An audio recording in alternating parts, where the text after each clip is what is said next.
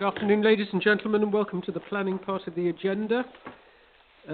We begin with appeals, and the first appeal that is going to be referred to by Mr. Kinsella is the one at Beach Cottage, Porlock Weir. Thank you, Chair. Good afternoon, all. So the first appeal is Beach Cottage. It was an enforcement matter, and as you can see from the papers, it was regarding the unauthorised removal of render and lime wash from the exterior of the property. We had long drawn-out discussions around this site. There was a planning permission that was granted but never implemented to resolve the breach. And so we ultimately had no other alternative other than to serve a notice to ensure that the suitable exterior finish was replaced on this, which is a listed building. You can see that the appeal succeeded in part, insofar as it was considered that the entire removal of the external finish was not acceptable.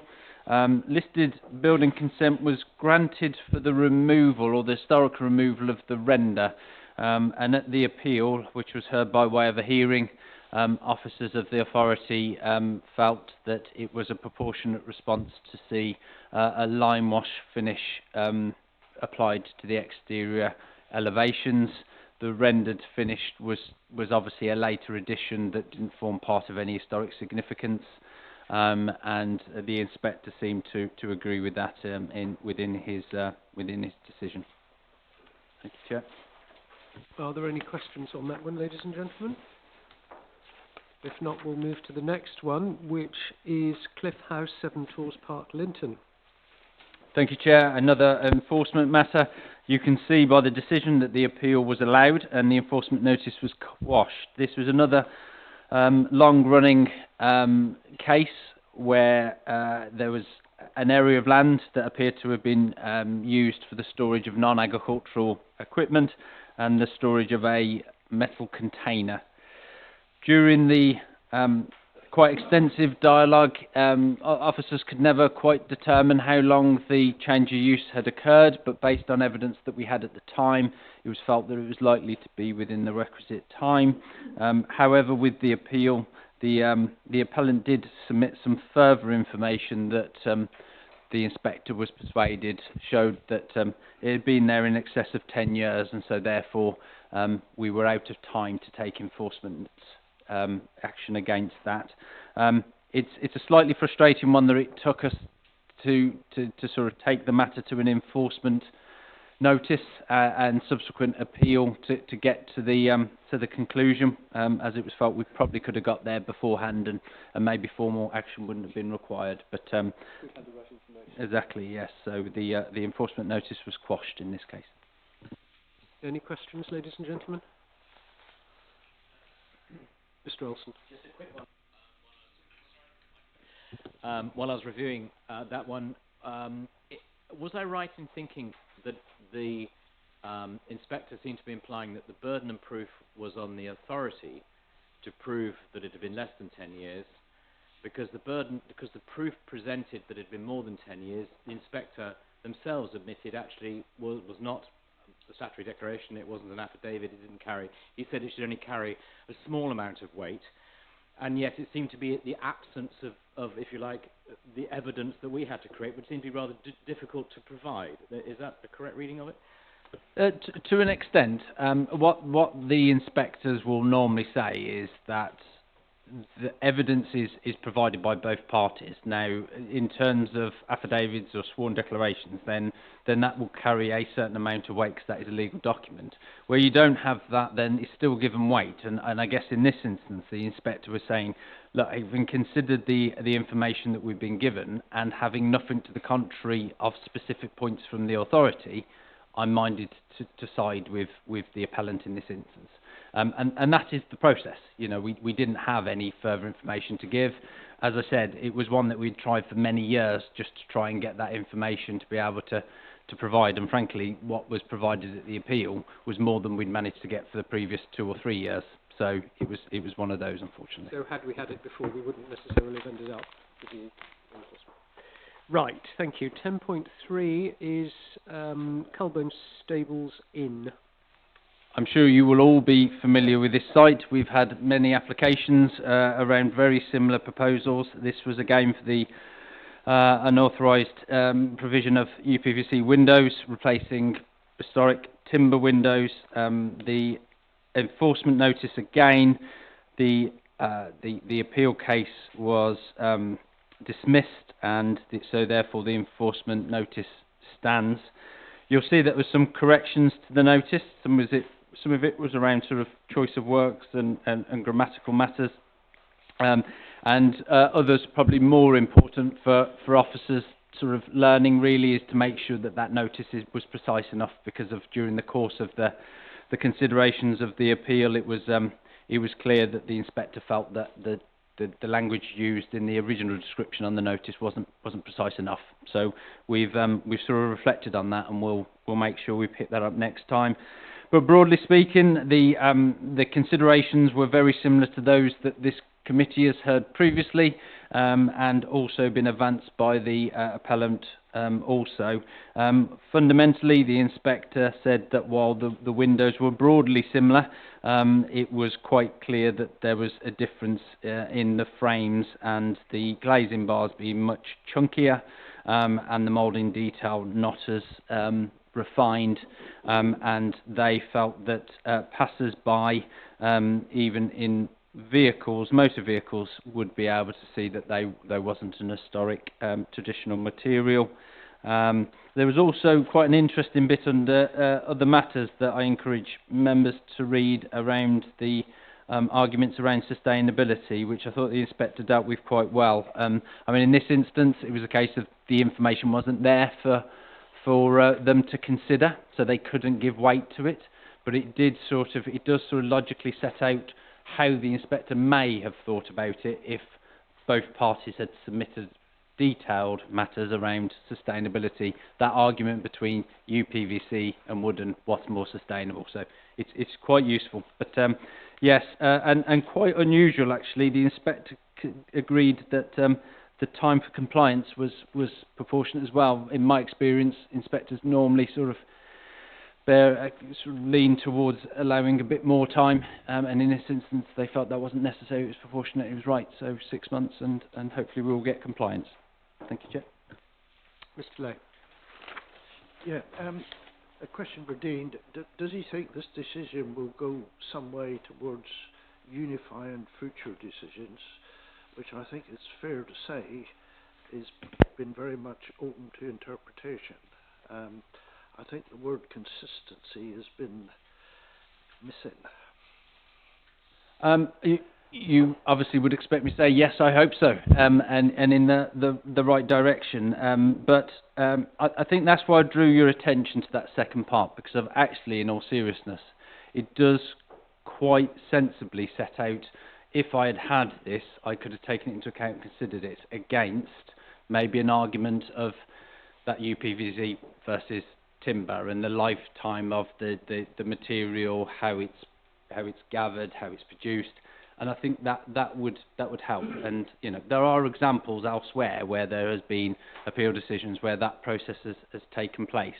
But it also says in that appeal decision, which I think is really relevant, is it's only one of 3 tests that we have to do in the planning. I'm just going to see if I can quickly see it. I probably won't be able to now, but yes, it is. It's here. So it says, the appellant, in the paragraph 16, it says the appellant uses the term sustainability as the title for this topic area in their statement. But in the context of planning decisions, the framework makes it clear that the environmental objectives is just one of 3 objectives, which together form the overarching sustainability objectives of the planning system. So that's a really important sentiment there, and I think that's really useful to dwell on it for a short while, just to ensure that we are always balancing these matters.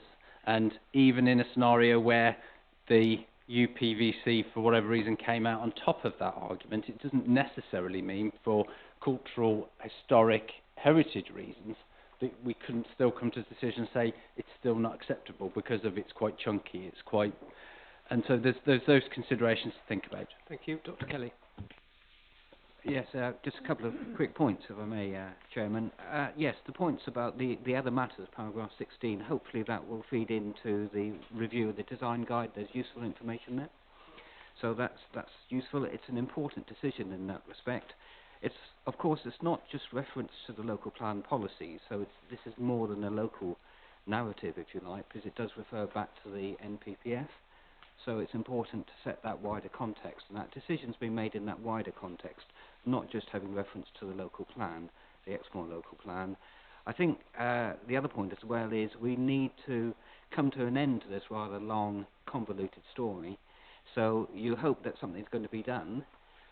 Presumably there will be some confidence that this will be followed up, and if the enforcement notice is not complied with, can I just ask what your next steps would be? Thank you. Through you, Chair. So, absolutely, it's hoped that in this particular case, we're sort of at the end of the planning road, if you like. We've gone down all of the avenues that are able to do. They have submitted planning applications. They have appealed against enforcement notices, and it's hoped we would get compliance through that. However, if we don't, we have put measures in place to sort of be aware of when the compliance date is up. They will be written to shortly beforehand if we're still not confident that those windows have been removed.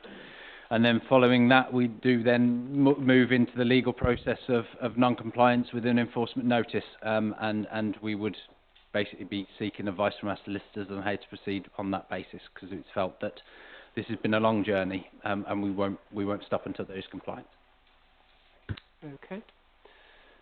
Thank you. We'll move on then to the last appeal, which is Garson House Care Home, 7 Lee Road, Linton. Thank you, Chair. So this is it was for a retention of a summer house that was used at a care home. It was originally used through the pandemic as a way for visits to take place between families, I understand, and has since remained. We did try and negotiate to seek its removal, but the applicants wished to retain it, so they submitted an application which we subsequently refused. The appeal has been dismissed. Members can read at their leisure the reasons behind it. There's some interesting references to surrounding historic buildings, listed buildings, the town hall being one, the old Methodist church being the second, and the railings and wall which are listed separately from the town hall being the third, and they talk about the detrimental impact that the siting has. It did take into account the fact that there was potential screening, so the boundary of the site was well planted. However, in the winter months when it wasn't in leaf, there was potential to see into the site. And there was useful references to our conservation area appraisals in there as well. I think the area of the decision that I wanted to sort of direct members' attention to is something that we don't deal with in lots of cases, but it is worth picking up on, is the reference to the public sector equality duty, which is contained in the Equalities Act, which talks about the protected characteristics. And I have to say, I thought the inspector dealt with it very well. It's very clear that they did take that into account in coming to the decision. It wasn't solely about the impact upon the conservation area and whether the built form was being detrimentally affected. It did take into account that the residents of the care home and what it would mean in this particular situation to remove that from them. And again, I just encourage you to read those relevant sections, which is in the planning balance and conclusion. So sort of paragraphs 24 down to the end of the document are useful to have a look at just for future reference, especially if members you're considering a similar application at committee. Thank you. Thank you very much. If there are no comments, ladies and gentlemen, we'll move on to development control, item 11, and the first is 11.1, which is 625-22-104. Proposed extension to the existing campsite to include 6 new electric hookup pitches and 6 new camping pods at Cloud Farm Camping Or. This is going to be presented by Mr. Badley.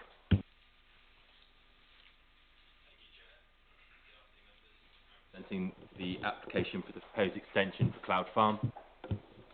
The application is to extend the existing campsite to include 6 new electric hookup pitches and 6 new camping pods.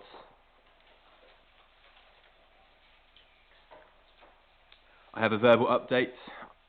It seeks to amend and include the following conditions and informatives associated with this application. Can you please refer, and condition 3 shall be amended and shall read: the proposed electric hookup pitches hereby approved shall be used for tented camping only. This is a point of clarification and to reduce any uncertainty for the previous iteration and version of the condition. Condition 4 shall be amended to read: the proposed electric hookup pitches hereby approved shall only be used between the months of April and October inclusive. So this omits the previous reference to the camping pods and allows the camping pods to be operated all year round, and it is possible due to the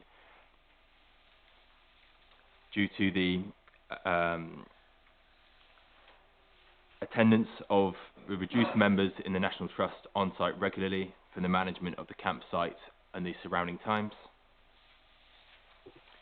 I propose an additional condition, namely will be condition 11 to be added to the existing conditions.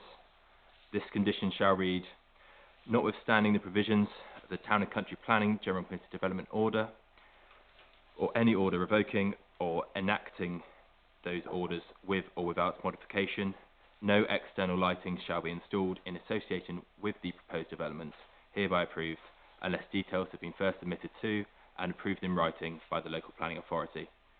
The details shall include a lighting design scheme to demonstrate how potential illumination of surrounding habitats will be mitigated. The external lighting shall thereafter be installed and operated fully in accordance with the approved scheme, and that's in the interest of the visual amenity, conservation of protected species and habitats, and to protect Exmoor's dark night sky.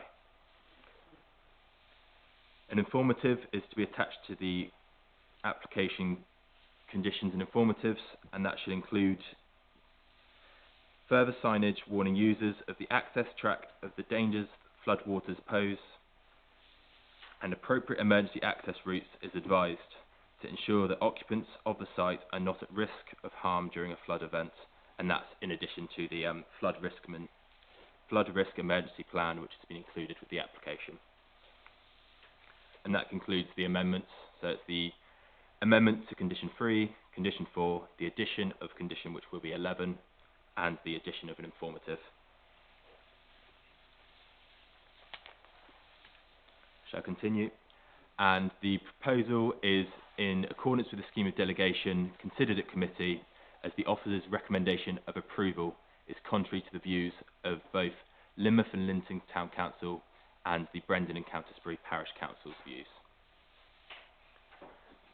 So looking at the screens now, the application site is Cloud Farm, a camping and caravanning site, farmhouse, several cottages and a range of agricultural buildings.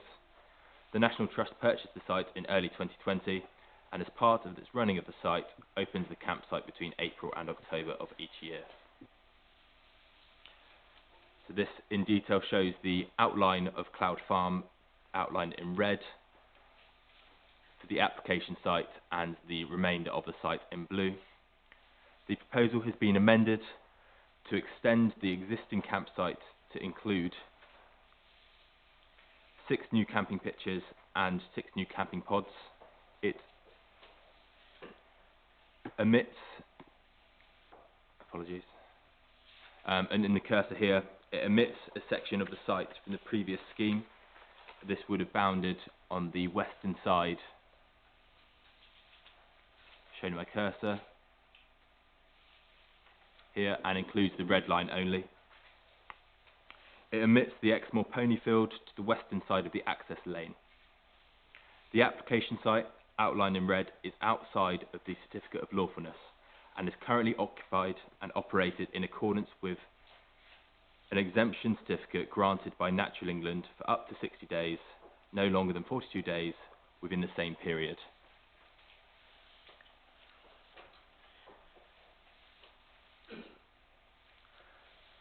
The proposals are presented within this existing fields plan, omitting this western side, which was part of the previous, now superseded scheme, retaining this eastern side and aspect as shown within your screen. They present 2 fields within the north-east of the site, separated by Leylandi hedgerow, which separates the proposed pitches and pods from the access road. This hedgerow has been removed in accordance with the ecology assessment and will be replaced with new planting in accordance with the proposed landscaping scheme. This slide shows the comparative aerial photography with the site outline in red. It shows the access lane coming from north to south along this western boundary, the proposed site of the development along the east. This slide shows the proposed elevations for the 6 proposed camping pods, each pod built of timber with double entrance doors to the front, a small vent window to the rear, and are built with wood and double glazed clear glass safety openings. Again, showing the elevations and the cross section on the right hand side. The internal floor space of each pod is limited to 13.5 square metres and includes space for 2 bunk beds. This is shown within the floor plan of the bottom left sleeping area. The space is limited to sleeping only and no provision is made for additional facilities. The pods rely on existing camping facilities for use.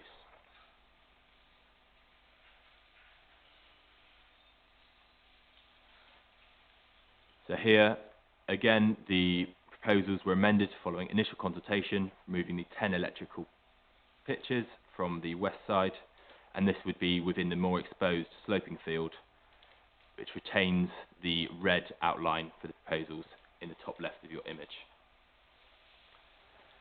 The 6 new electric hookup pitches for seasonal use are shown within the red outline. It's in the northwestern part and outlined in red individually on your screen on the top left. This is in the butterfly camping field and accessed from the main access lane, going further down to the main car park and remainder of the site. Adjacent to the northwestern boundary is the dragonfly field. This field is proposed to be occupied by 6 camping pods for year-round use, 4 of which are here above and separated by the pedestrian access to the 2 below.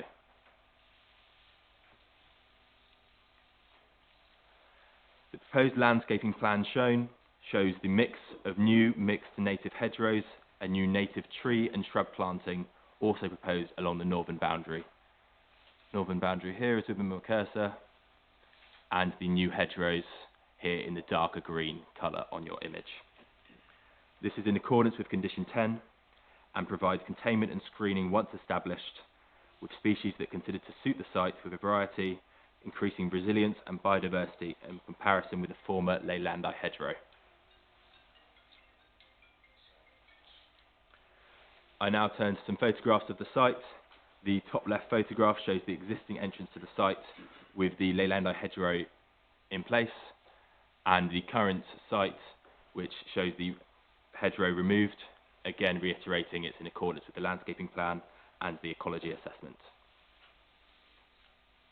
Again, 2 comparative photographs, left taken from the access lane, looking east along the site, noting again the removal of this Leylandi hedgerow and its replacement with these suitable alternatives.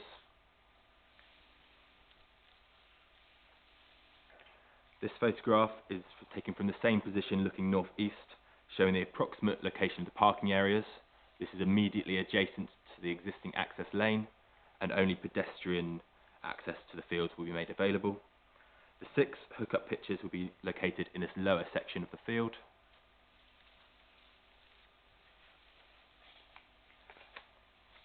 And here the photograph showing again that lower section of the field is on the left hand side, and this higher section of the field shown facing from a photograph facing north shows the camping pods on the right.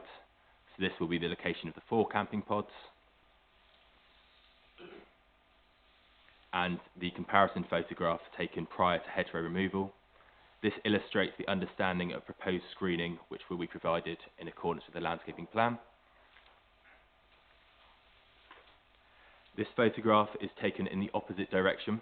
It's taken facing south and shows the existing buildings and the main car park in the background, and the position of the 2 other camping pods on the left hand side within the application site.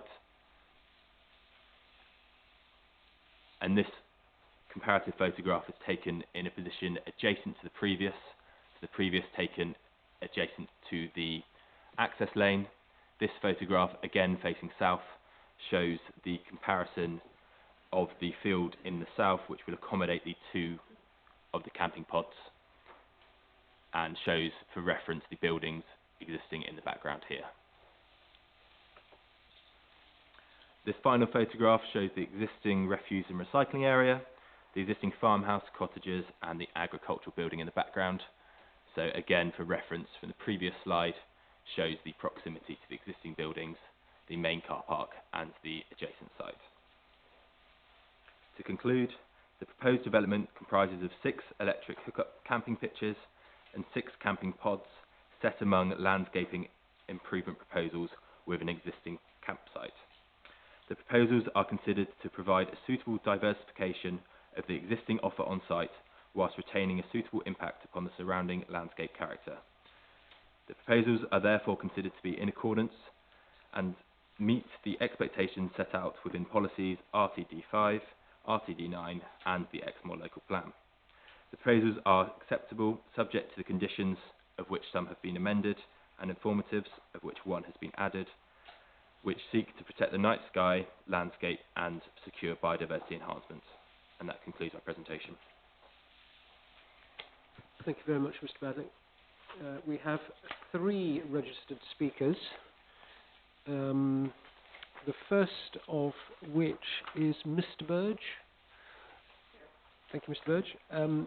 If you'd like to take your way to the public speaking table, if we could just make sure the microphone is on, and then you'll have 2 minutes from when you start to speak. Okay? Thank you. It'll be on the top. Yeah. Hello. Yep. Yeah, hello.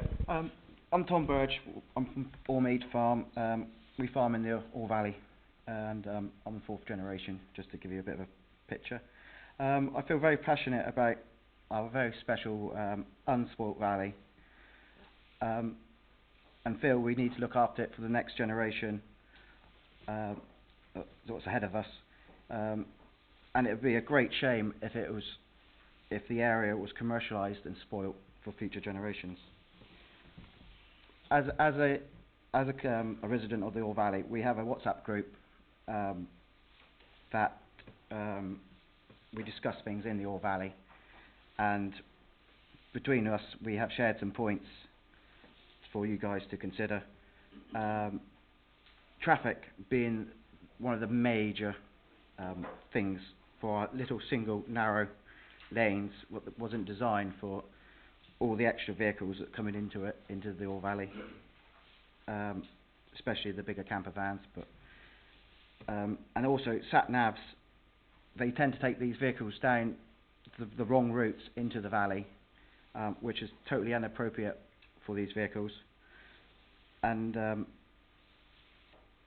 yeah, they cause extra stress on the local bridges, the Orr Bridge, the Malmesbury Bridge, and the Robbers Bridge, which has been damaged many a times by people coming down the wrong way and trying to get over these bridges. And we're sort of concerned as well that if these bridges get closed, that they might cause stress to the locals with not being able to access their own businesses. And also, one of the biggest things is the speed of the traffic has increased lately. You know, living there for a long time, we've noticed that these because of the sort of, you know, they're trying to get to the lay-bys quicker, so they're rushing. So yeah, environmental impact is also a big concern, especially with the proposed pods being so visualised without the necessary hedging in front. The leiandiides would have hidden them from the footpath to the side. A native hedgerow takes years and years to grow up, so it'll be a long time before they get hidden again. And all the extra visitors to the area, we're going to spoil the beautiful countryside. Light pollution affecting the dark skies of Exmoor. I know you mentioned it. but down Malmesmead, the light pollution is horrendous. Mr. Burge, I'm sorry to interrupt, but I wonder if you could bring your remarks to a conclusion as quickly as you can, please. Yeah. Thank you. Yeah, the light pollution down Malmesmead is horrendous. With the charging points and ticket machines chucking out a blue light, and plus the toilet lights being left on numerous for long periods. The waste and sewage we're worried about as well. There's no proper toilets at Cloud Farm. There are only portaloos or porta caravans. And no recycling facilities. Everything's just chucked into a skip. And we think in this day and age everything should be recycled as a community. Not sure about the chemical waste side of it, how that works.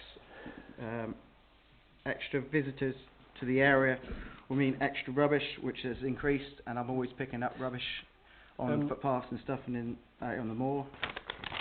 Mr. Burge, I'm afraid you've had very much in excess now of the 2 minutes. So if I'm just going to carry on. But well, I'm we afraid believe that the staff... right, Mr. Burge, I'm sorry. Can you bring your remarks to a close in 10 seconds, please? Because you've had nearly... Well, I can't read very fast. I'm not... Understood, but never mind. Thank you. So, yeah, we believe that there's no staff that live on site for 24 hours, and it's very limited. The increase camping facilities with potential takeaway business from other local businesses on Exmoor in the area. And the majority of the Cloud Drive is a single track, shared ownership, with us being one. And we're also worried that, because it's a public footpath as well. Yeah, brilliant. So thanks for listening. I could have gone on. Mr. Burge, thank you very much. We did receive the messages loud and clear. Thank you very much. Can I just remind all speakers you are limited to 2 minutes. I do exercise some discretion allowing you to carry on and finish your points, but once you get over the 3 minute mark, I'm afraid that is probably beyond where we can fairly allow members of the public to go. So if you could just bear that in mind, please, in the comments that you're going to address to us. Now, I have to address this now to the planning officer, because he's going to read out a statement on behalf of Mr. Payne, who is the chair of Orr and Culbone Parish meeting, in which parish this is actually cited. Thank you, Chair. The comments are as follows. I have known Cloud Farm since the 1970s. I often went riding up the Doon Valley from there, and so did my children throughout the 80s and 90s. Even though the location was idyllic, the farm itself was a total dump. It steadily declined from bad to terrible. There was broken farm machinery everywhere. All kinds of toxic waste were stored behind barns, and it's not unreasonable to describe the place, as it was, as a serious health and safety risk. Since the National Trust took it over, these issues have been methodically addressed one by one. It's likely that only an organisation with intellectual as well as financial resources would have been able to carry out this transformation. The farmhouse now looks fantastic, infinitely better than at any time in my memory. The outbuildings are being steadily improved to meet the needs of holiday visitors and campers. Exmoor will soon be one of the most attractive holiday destinations in the country, drawing walkers, riders and families from far and wide. Top quality holiday accommodation is hugely valuable to the area, supporting local F&B outlets such as pubs and stimulating cottage industries such as homemade jam and preserve making. Even though there are inevitably some small downsides, in my opinion there is no question that developments at Clown Farm and Malmesmead are overwhelmingly positive and a huge bonus to the local Orr Brendan area and Exmoor in general. As such, I urge the committee to support the application. And those were the comments of Orr and Culbone Parish meeting. Right, thank you very much. And our final speaker is Ms. Alison Marsden, who is speaking on behalf of the National Trust, the applicant. Again, Ms. Marsden, you'll have 2 minutes from when you start to speak. Is this currently on? Yes. Thank you. I'm speaking today on behalf of the National Trust. We thank Exmoor National Park Officer for a comprehensive and well-written report. We support its contents and its recommendation for approval. The National Trust purchased the site in 2020 as an existing caravan and campsite. Under previous ownership, the site operated with up to 120 pitches without planning permission. We now operate Cloud Farm with all the necessary consents in place, and if today's application is approved, the site would be managed with a maximum of 80 pitches. The introduction of 6 electric hookups and 6 camping pods will allow us to provide a more diverse offer for our visitors. Since acquisition, we have undertaken several works to improve the appearance of Cloud Farm in the wider landscape. These include the undergrounding of overhead power lines and the sympathetic refurbishment of the existing holiday cottages. Culburn Parish Council, within which the campsite is located, support our proposal. However, we have amended the original application and submitted additional evidence to address the concerns raised by our neighbouring town and parish councils. Further information as requested has also been provided for statutory consultees. For example, we have reduced the number of pitches for which planning permission is sought from 22 to 12, omitting the Exmoor pony field from our proposals. This was the one that was most visible from the bridleway. We have provided a detailed landscaping plan, which includes the removal of non-native leylandii and their replacement with native trees and other planting. This will be supported financially by the Trust's 2023 Blossom project. A further highways report, commissioned in the summer of 22, has been submitted, which confirms that there will be a slight reduction in the vehicle movement at peak times. And lastly, in recognition of ecology, we are proposing an 11.6 biodiversity net gain. We therefore hope members appreciate the efforts that we have made to address feedback, and given the benefits and relatively small scale of this proposal, it is hoped that you will support the officer's recommendation today.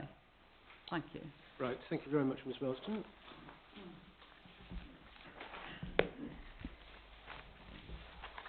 So we now turn to member debate.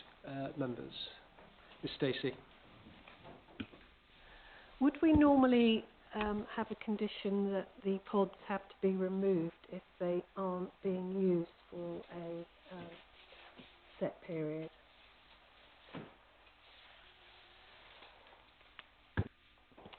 It certainly can be something that can be added if members felt that that was reasonable to do so.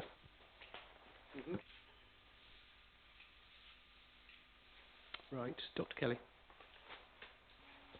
Thank you, Chair.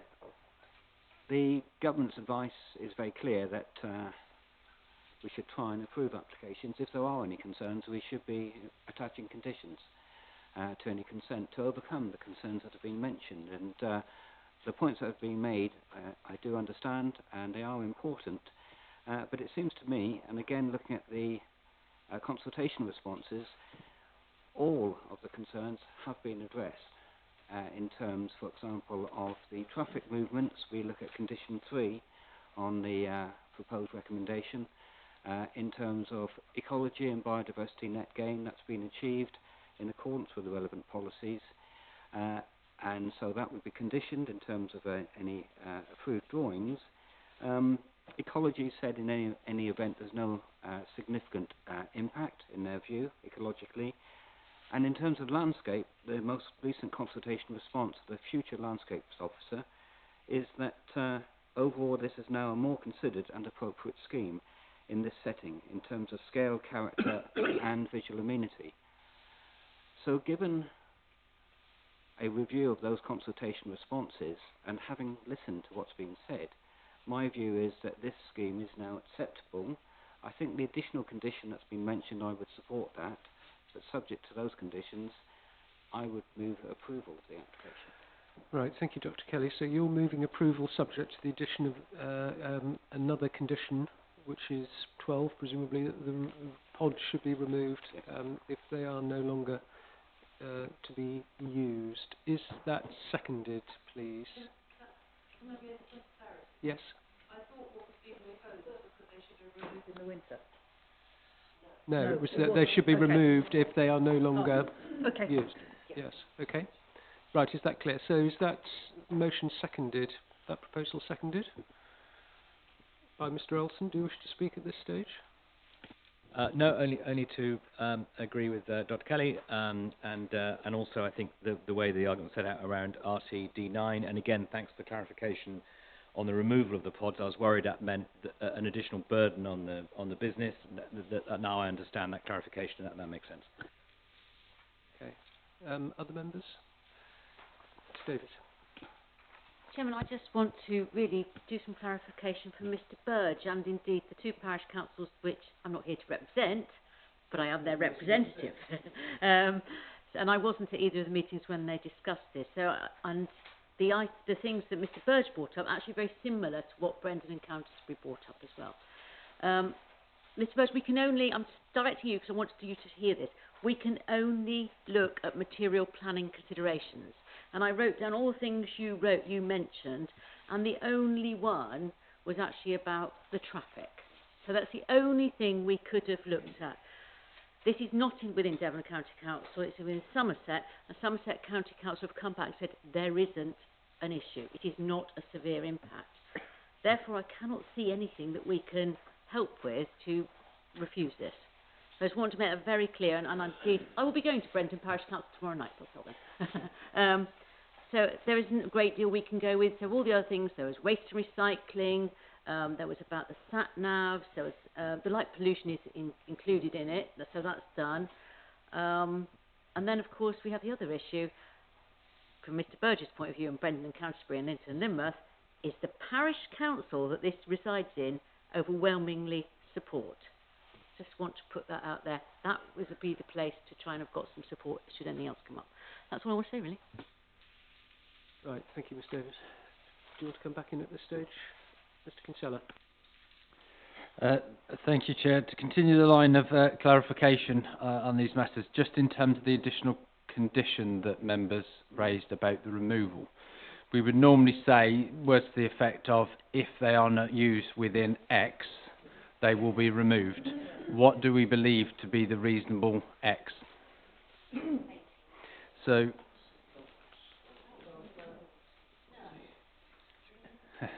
we would to assist the conversation, we would normally look between 6 and 12 months. Now, I think 6 months is probably, in this instance, bearing in mind it's for all year-round use for those camping mods, to be unreasonable. But maybe if a calendar year went by, it would be then reasonable to say they should therefore be removed. It's also, of course, always up to the applicant to come back and say, well, we haven't used it this year because we've been doing some works, but they are going to be used again, and we can take a proportionate review of that. But it's just a mechanism to ensure that these structures don't remain and deteriorate. Right, so the condition then is 12 months? Yes.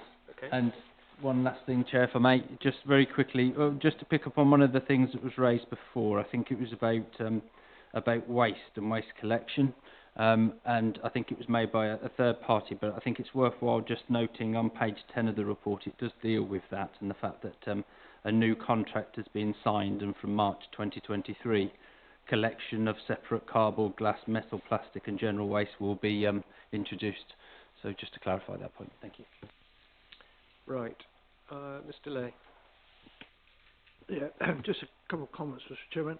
I can well understand the comments of Mr Birch, because I suspect this valley would have changed more in the last 25 years than any valley on Exmoor and beyond. You know, the question is, where is the limit?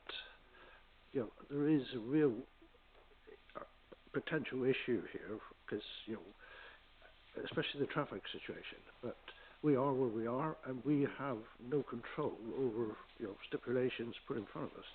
But regarding Evelyn's point and the potential removal of these iPods, I think it's very pertinent. And the tourism industry is very much like the clothes fashion industry. Its requirements changes. You know, currently these camping pods and shepherd's huts are the in thing. 5 years' time, we get 1 or 2 real wet summers that, you know, they could disappear like melting snow. So I think that clause is really pertinent. Yeah, our reasons for refusing it on planning grounds, I suspect, are non-existent. And as I said, we are where we are. Thank you very much, Mr. Lay. So in a few years' time, glamping will become dumping, is what you're saying, isn't it? Right. Yes. Ms. Blanchard.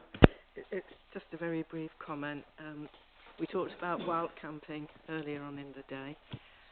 At the other end of the scale, those people who are less able can actually cope with a camping pod where they might not be able to cope with a small camper van or a tent. So I think we have a bit of a duty to help those people. I think in one of the comments there was also a question about whether the toilet facilities were adequate. Is that a planning issue, and are there standards that we have for this? It's not material considerations associated with this application, but obviously in terms of the business and ensuring that there is adequate provision, I assume, I'm no expert on this matter, but there will be other legislation that would deal with the adequacy of toilet facilities that they would have to meet, but it would be for other authorities to police that. Milton. Thank you, Mr. Pugsley. Yeah, fully understand the limitations of consideration around material considerations, what have you. Just one comment I'd like to make. There's quite a lot made within the application of the removal of the Leylandia hedges and the replanting of with native species. I don't see anything in the conditions about the timescale for planting them or the height at which they need to be maintained at. Because after all, these won't be instant hedges, because I've yet to plant a hedge and find it instantly becomes one in the first 12 months. So height of hedges, type of species, and a condition to ensure they are planted and maintained at a height. Is that in there or not, or have I missed it? Gentlemen. If you can give us a moment, we'll just look through the information. Is there anybody else who wishes to speak? Mr. Ellicott. One of the things I'm surprised at, in every application that I've heard since I've been on the National Park, views from footpaths have been brought to mind, and we've always shown a great concern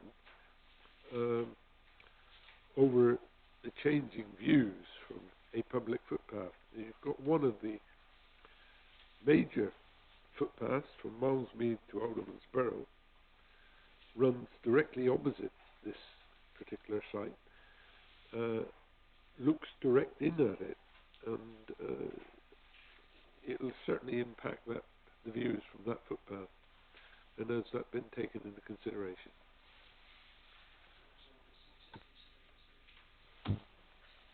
Chair, just to answer the first question, I think it's a very fair point that's been raised about the planting. Obviously on the plans it does talk about the seasonality of the planting, but doesn't say which season. So I would advise that condition 9 is amended to include that all planting will take place in the next available planting season.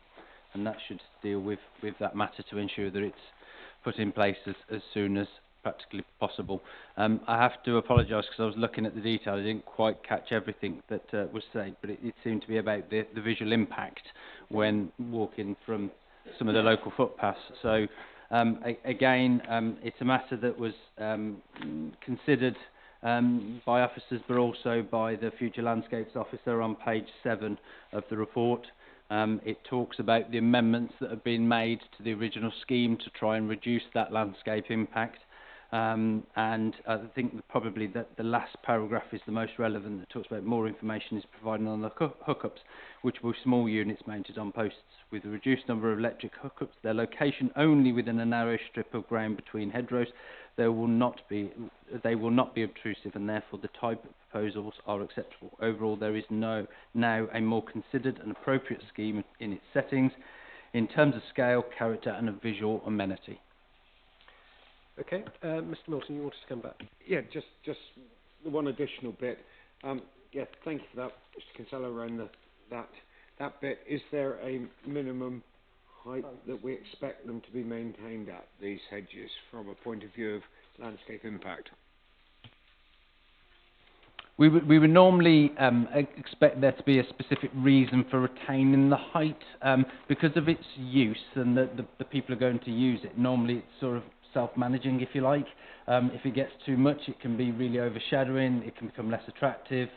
So I don't think in this instance it's proportionate for us to require a specific height to be maintained, but obviously that's for members to come to a view as well. Thank you.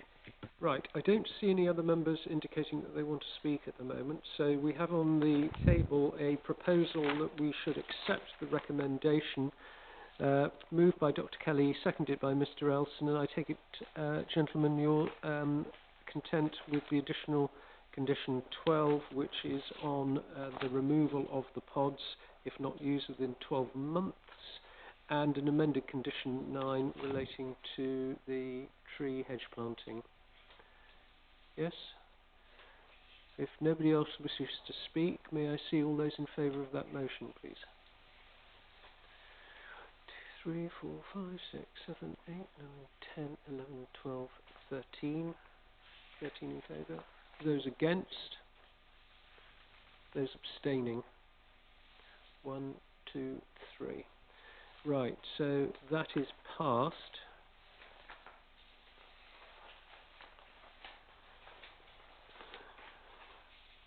Thank you for all of those points. It's a very helpful and interesting debate, and I know that Ms Davis particularly has teased out some of the points, which we will take back doubtless to Brendan and to Linton. Yes, Ms Davis. I want to ask a question. It's about procedure, really, Mr Kinsella. So, and this is where I think some confusion might have come in, especially as we didn't have the response from the actual parish council. Why was it brought to committee when it wasn't the parish council? Because it's a parish meeting, I suspect. But it doesn't. They don't have a regular meeting. No, what I'm saying is that it is not within the area of either Linton and Lynmouth, which is quite distant, or Brenton and Countisbury.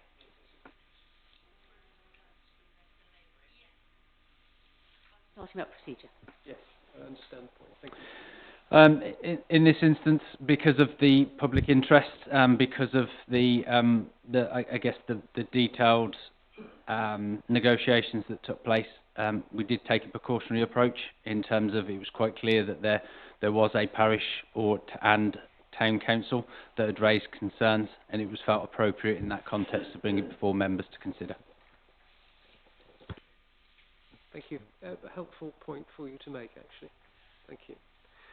Right. We now move on to item 11.2, which is proposed change of use of commercial bed and breakfast to domestic dwelling house.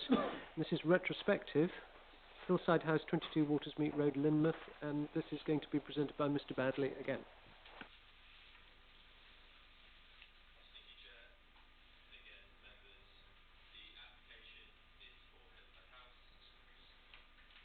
Apologies, I shall refer again. The application is for Hillside House, 22 Watersmeet Road, and is a Grade 2 listed building. It dates from the late 18th century and is situated in the settlement and conservation area of Lynmouth. Planning permission is sought for the change of use of Hillside House from a guest house, which is use class C1, to a private dwelling, use class C3. The proposal is retrospective, and the building has been in use since July 2022 as a principal residence dwelling. No internal or external alterations are proposed as part of this application, and on this basis, listed building consent is not required.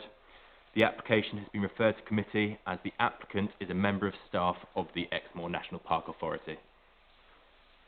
This slide in front of us shows the position of the existing dwelling, Hillside House, and its location in a highly visible position in front and above the southern bank of the East Lynn River. This aerial plan shows the property outlined in red, mid-terrace property, a little excerpt of the East Lynn River shown on your right-hand side in the top corner, and its position along the southern side of Watersmeet Road, which is shadowed in part within the image in front of you, drawing from left to right. The location is shown here in red on the land registry plan. It shows the dwelling's position on the southern side of the existing form of development.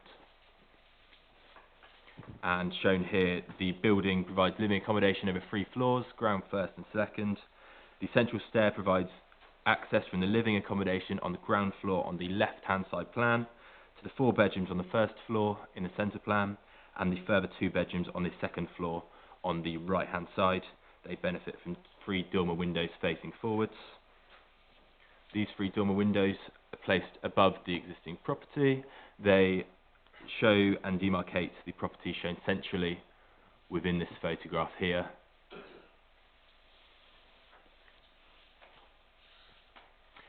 These photographs are taken from the property's front terrace and look out in the top left corner looking westwards along Watersmeet Road, and the eastwards direction in the bottom right corner overlooking the river and the valley beyond. This photograph is taken from a position to the east, showing the surrounding context of the development. Again, the property towards the centre of the photograph here, in a raised position above Watersmeet Road. And it's the final photograph. So the principle of changing the use of the property from a guest house to a single private dwelling is considered to be compliant with policies RTD3 and HCD14 of the Exmoor National Park Local Plan. The impact of the change is not considered to cause material harm to neighbouring amenity or highway safety, and officers therefore recommend that planning permission be granted subject to the attachment of the appropriate conditions. And that concludes our presentation. Thank you very much, Mr. Badley. I think that it is worth pointing out that the change of use occurred before the applicant became an employee of the National Park Authority. And this is just regularising the situation now. Mr. Lay. Yeah, simply move the recommendation, Mr. Chairman. To probably add that it's good to see a residential property like this going in that direction instead of the other way, which over the last 3 years scores have gone. Yeah. Whether this is a set a precedent, one may hope so. Yes. Is that seconded by Ms. Davis? Okay. Dr. Kelly. Just a question, Chair. Condition 2 talks about principal residency. So the opportunity is being taken to ensure that this is a principal residence. It's not being secured through a Section 106 legal agreement. Are there any comments? I mean, this could be a simpler means of achieving that outcome. Thank you, Chair. So normally, even where the alternative where we might have like a local needs affordable house, it is normally practice on Exmoor that we secure the principal residence via condition, because there isn't considered, or it's considered the condition is sufficiently robust to achieve that requirement. Obviously, with a local needs affordable, there are occupancy criteria in which we need to establish. Is considered that's where a Section 106 is a more suitable way of securing it, but it is consistent with our previous decisions. Is there any other debate, ladies and gentlemen? If not, may I see all those in favour? And that's NEMCON. Thank you very much. Super. Thank you. So, Mr. Badley is now going to swap with Mr. Tivy. Thank you very much.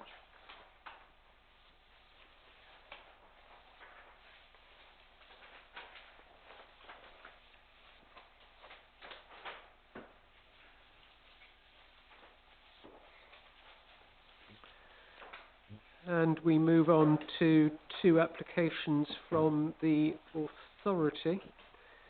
The first is application under Regulation 3 of the Town and Country Planning General Regulations 1992, you all know it well, for the proposed installation of a flue for a biomass boiler at the Pinkery Centre.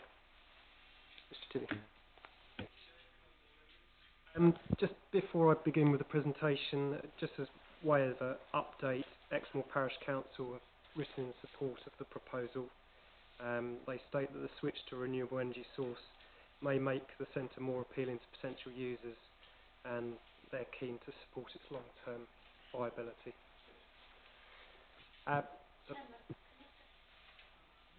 No objections, and we all know what this is about. Is it okay for me to move the recommendation? I think that we should formally deal with it, because we could be rightly criticised for nodding our own applications through otherwise. I do understand that. What I'm saying is there are no objections, and if had the parish council come up with something else, I wouldn't have done it. I've just thought I'd put it there. Indeed, but there are other applications where equally we have no objections and we still sit through and hear it properly, and it would be invidious if we didn't do it to ourselves. Yes. Oh. Right. On which happy note, Mr. Tivy. Thank you. Well, I'll promise to be swift. There's not much to show you, to be honest. So I should think all members are aware of the Pinkery Centre. Obviously, we had the application in December for the bronze timber roundhouse. And the application in question relates to this building here, which is a fairly recently constructed building, currently used for storage of bikes, I believe. So you've got the main complex there of the Pinkery Centre.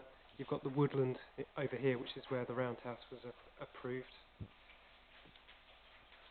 So it's a photograph of the building itself. I mean, the installation of the boiler within the room doesn't constitute development, so that doesn't require any application for planning permission. It is purely for the flue that rises out through the roof, which I shall show you here. It's quite a high flue, but that's required for the drawer and to meet the various regulations, the building regulations. In essence, that's it. Thank you very much. Very much, Mr. Tivy. Mrs. Nicholson, thank you for the forewarning. Yes, I want to say firmly I have no problem with the chimney at all. But I think it's proper for us to ask questions about the planning considerations we have in here about climate change. Now, if one had lots of biomass and fuel growing on site and so on, it would be absolutely clear. But we bring in, at the moment, I think, oil to the sites. Now that's oil, which is a boo word, and something we want to move away from. And we use lorries to get it in there, probably once or twice a year if we've got any sense. We wouldn't do it any more often than that. But while the biomass itself is, we believe, inherently a better thing because we can grow it and it's replaceable and so on, I suspect we're going to be doing an awful lot of lorry movements over a long way to get there, and I think it's perfectly proper to ask when climate change is a consideration for our planning applications. Have we really assessed whether this is going to do anything to improve matters in terms of climate change, given that we're going to be upping the amount of, unless I'm completely wrong, I think we will be upping the amount of use of fuel to get to get this fuel to site. Okay, thank you, Chair. So, yes, I mean, first of all, you are absolutely correct that we should be considering such matters. It's always a real difficult one in the planning system to consider what likely traffic movements are going to take place. Now, obviously, as part of a wider strategy, we have been looking at whether this is a more efficient way to deliver energy, and the conclusions are yes, it is.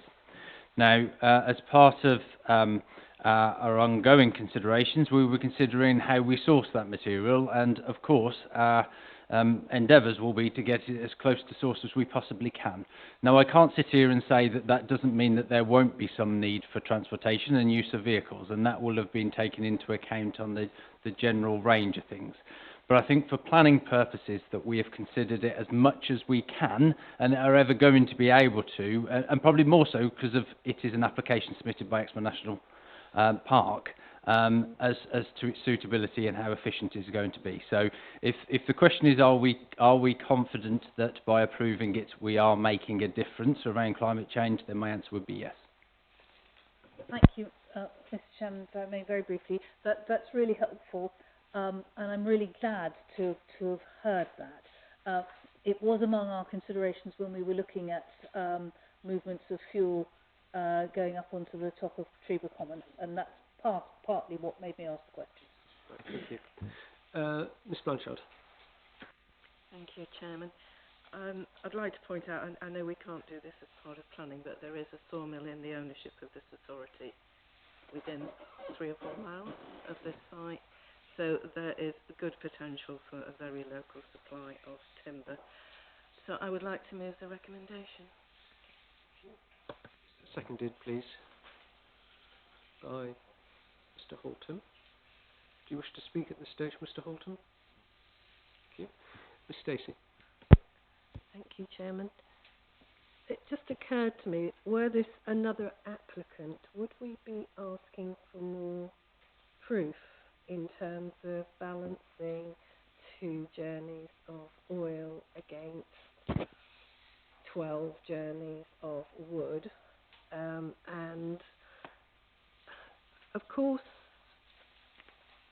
we trust officers that the information provided is correct, but we don't actually know. There's nothing here to show us that the environmental impact of one source of fuel is so much better than another. And I bear in mind the comments that have been made by our independent assessor in the past about the fact that we should be even more careful about applications that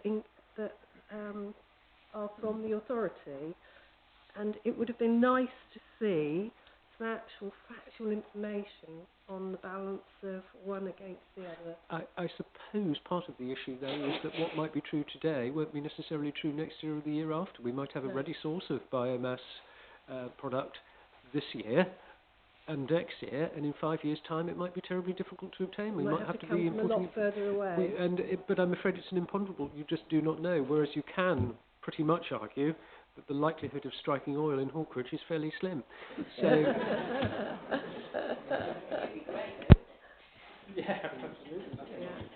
just to come off the back of that as well, just to answer one of your questions earlier. I mean, I don't think we would, if it was anybody else, sort of make them go through a process of saying, well, you tell us where you're getting your fuel from, how many, because of, you know, as the chair has just said, that is a movable feast. We can't make people go to a certain supplier. And so whether it is close by or a distance is a matter for us to, I guess, have faith in applicants. Now, whether that's us or whether that's anybody else, if you are doing something like insulating, installing a biomass boiler, it's recognised that that is a sustainable form of heating, and so therefore you would hope that every effort was made to ensure the source of the fuel was as close as possible. Otherwise you do get into the realms. It's got to be proportionate to what we're looking at, and it's important that we focus on we are looking at a flue. So what's going on inside of it is completely irrelevant to planning. That doesn't mean that we shouldn't have some consideration to it, but the proportionality element of is we just need to think about what type of technology it is. And as long as we are sure that what we're saying is correct. Warren? No? Right. I don't see any other hands up, and it's been moved and seconded. Moved by Miss Blanchard, seconded by Mr. Halton. May I see all those in favour, please?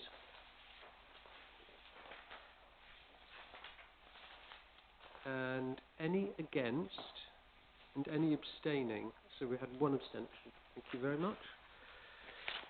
And if Miss Stacey doesn't mind turning her microphone off, we'll move on to item 614-22-107, which is the application for the proposed construction of 2 footbridges at Ashcombe Gardens at Simmonsbath. Mr. Tivy. Thank you, Chair. Just as way of an update, I'm not quite sure why I didn't pull through to the report, but there's a 4th condition, the wording of which is related to the ecological impact assessment. So I'll just give you the full wording, which is that the proposed development shall be carried out entirely in accordance with the recommendations set out within the submitted ecological impact assessment issued date 17th of January 2023. The reason being in the interests of conserving wildlife and to enhance biodiversity in accordance with policy CES3 of the Exmoor National Park Local Plan 2011 to 2031. Members are probably aware that it may seem like a slight degree of deja vu that this was on the agenda in December, but due to the requirement for further information in terms of ecological impacts and the aforementioned ecological impact assessment, it was deferred to this meeting. So the proposals at Ashcombe Gardens, again owned by the National Park Authority, and the proposal is for the installation of 2 footbridges. These are denoted by the square hatched areas, Bridge 1 to the south and Bridge 2 further north.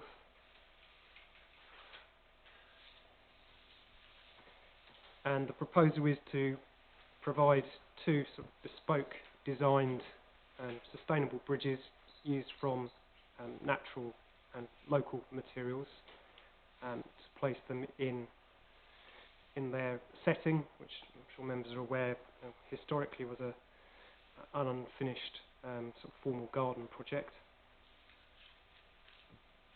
And here's a closer up design and elevation of both bridges proposed.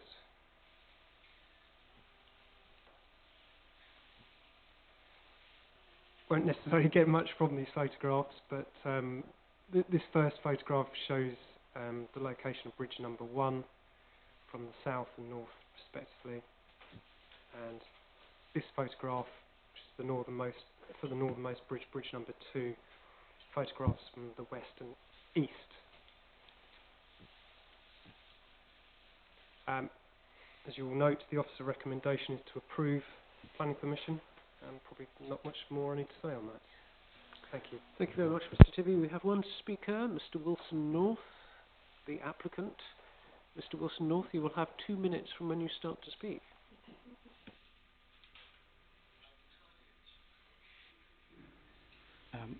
Thank you, Mr. Chairman. I'm going to stick with a script, and I hope this will inform debate and provide some context for you. We, that is Exmoor National Park staff and volunteers, have been restoring the historic gardens at Ashcombe in the centre of Simmons Bath since March 2019. It's been a gradual and iterative process using the surviving fragments of the garden, its rocky outcrops, terraced paths, bridge abutments, etc., and guided by a restoration plan which was produced in January 2019.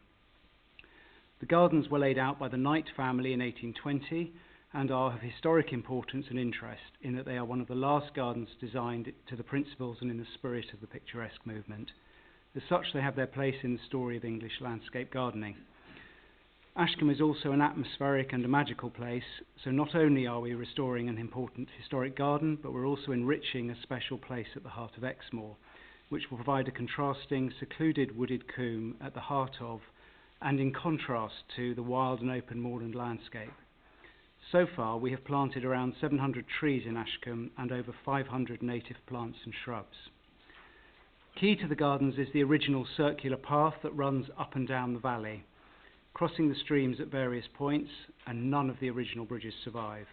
They were washed away in 1952, we believe. So the 2 bridges that are proposed today are a fundamental part of restoring public access around the valley landscape for everyone to enjoy, regardless of whether they have an interest in historic gardens or not. We know of the existence of the 2 bridges because they both lie on the main garden path at points where it crosses watercourses, and in the case of one of them, we've found traces of the original stone bridge abutment. We've chosen to replace them in timber and have developed designs for them that reference the picturesque movement, but which also reference the landscape of the old Royal Forest of Exmoor, which is their backdrop. If consent is granted today, we will seek funding sources outside of Exmoor National Park Authority to enable them to be built. The timber will be sourced from ENPA woodlands, milled locally, and the bridges will be assembled by hand on site. Thank you. Thank you very much, Mr. Wilson North. So, if members can just bear in mind, please, the extra condition, proposed extra condition in accordance with the ecological assessment. Mrs. Nicholson. Thank you, Mr. Chairman. I'm very happy to propose this. This garden is amazing. This will really make it more so. And I absolutely appreciate the care with which the designs have been brought forward. And I'm really pleased. The only thing I would say is I would really rather have seen them in solid glass. That was just a pipe dream. So proposed by Mrs Nicholson. Ms Blanchard, would you like to second that? Yes. Yes, please. Yeah, just really to reiterate what Rob and Francis have already said, I did go yesterday with a friend who has lived here for 7 years or so, who'd never been, and who was absolutely impressed with the area, and we were lucky enough that all the volunteers were beavering away in the patch as well. I think it's very important, you know, I used to take the children when they were tiny. Now I take them as adults and we do much longer walks through that valley and up onto the moor or in the other direction. And I do think the more we have in Simmons Bath, you know, having seen that Bovis has closed yet again last year, you know, we do need people visiting and spending money in that area. So I would very happily second the application. Yeah. So it's been proposed and seconded. Is there any other comments, ladies and gentlemen? If not, may I see all those in favour? That is con. Thank you very much. Lovely. So we now move to delegated decisions, and there are a lot of them this month because, of course, when we're given a little vacation, as we were in January, we have a double amount when we come to our next meeting. So, as usual, Mr Kinsella will give us his edited highlights and then we'll go through page by page. Thank you, Chair. As you can see, as the Chair rightly pointed out, there's lots of decisions taken place, even allowing for sort of a month without authority meetings. Just some of the matters that I wanted to sort of tease out on page 1. There was an application there that was withdrawn from Dunster Castle. That was because it was permitted development, so it didn't need planning permission in the first place. On page 2, you can see that the one at the top dealing with Fern Cottage was refused, and that was simply because of the incorrect application had been submitted, so it was the wrong application. We are working with the applicant on that to try and find another way of sort of regularising what they want to do there. I also just wanted to touch base on the penultimate one on page 2 as well, which was the replacement of the 15 timber windows and 2 French doors, the UPVC, and it's just an example again of a how officers sort of try and take into account the decisions of appeals, but also of this committee. If you remember, there was a similar one on this site that we bought originally, which was for a refusal. Members at the time came to the view that actually, given the type of window that was being put in there, that it was acceptable. It wasn't a traditional building. It was within a new development. It was outside of conservation area, and you use your discretion around that. And I just thought it was quite useful just to highlight that one, just to show that, you know, we do take on board what's being said and try and sort of manage it and show that flexibility as much as we can. On page 3, you can see at the very top another one by the National Trust, which was withdrawn. That was because we raised some concerns over the materials being used for the parking area, and we were just wanting to work with the National Trust to see if there was a better solution there. So positive discussions are ongoing. Then on page 4, the one which is third from the bottom for Town Mill Stable, you can see it's withdrawn. Again, this is because there was a requirement for a bat survey, because at the time of year it was considered the most appropriate course of action was for that to be withdrawn to allow the applicants to do the survey and then bring it back to us. So it's hopeful that they can come back and we can have a positive discussion with them around that.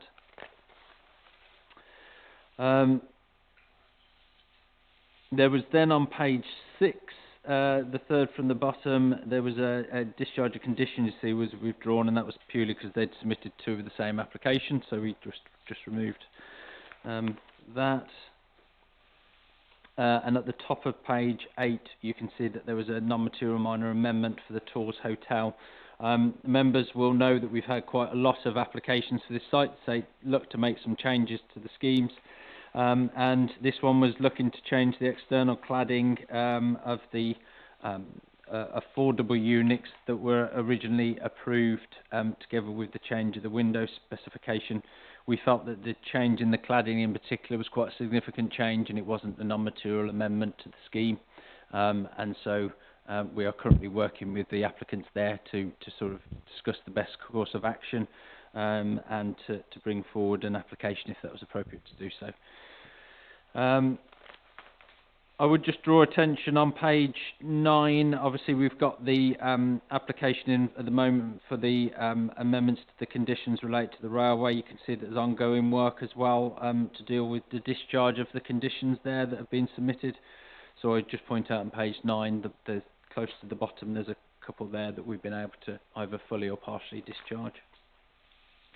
And then just finally, just to reflect, in total there were 75 decisions over 2 months. The team have worked incredibly hard and continue to work incredibly hard to try and get the cases down and to reduce the amount of time taken to arrive at decisions.